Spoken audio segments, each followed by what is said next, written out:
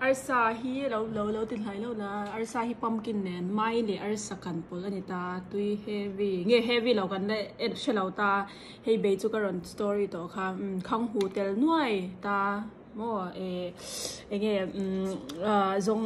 hei zong cha khang hu le ratwai reb le bokpon te vel we don't heavy ron la nai đâu la tan so that day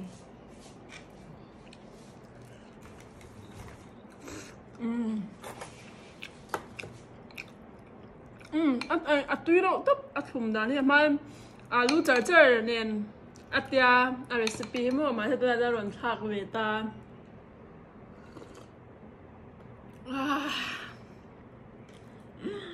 đó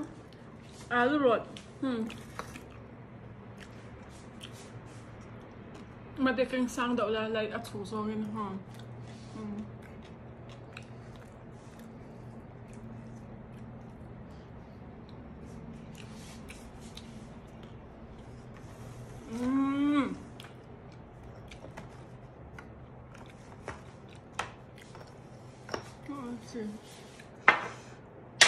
Too heavy.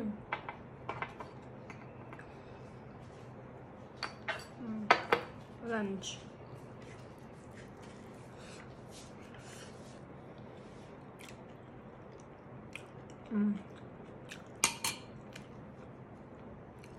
Bom sarap song to nem.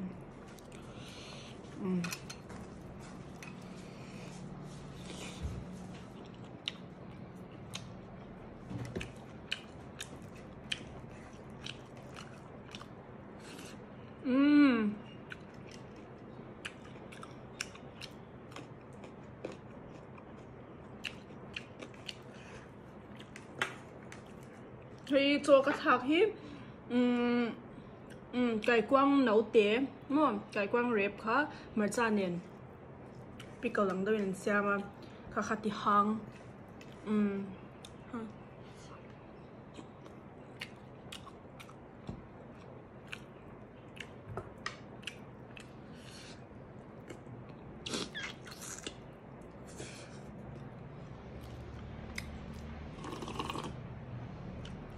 ôi bể tùy đàn chú rạp thật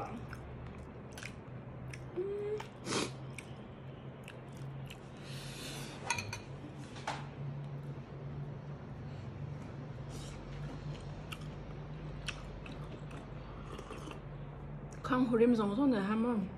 lâu cần lâu stock bi cần một xoạc lớn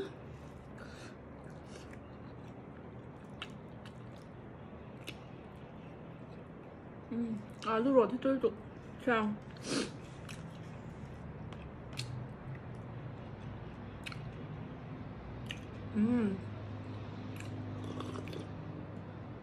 tôm năn rong chả mua cắn lỗ mé